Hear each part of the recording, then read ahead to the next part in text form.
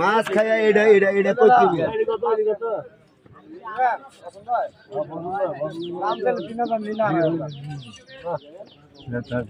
কত দিবেন আপনি বড়ি গেলাম আমি কই দিই দুটা মাছ খাইয়া যা খাইয়া পয়সা দিয়ে না খাইয়া দিই আমার দিবেন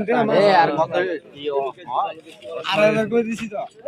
নতুন মাছ দেখে দিতে আসি কয়েকদিন গুরু তুই বুঝতে পারবা মাছের দামের বিশাল অবস্থা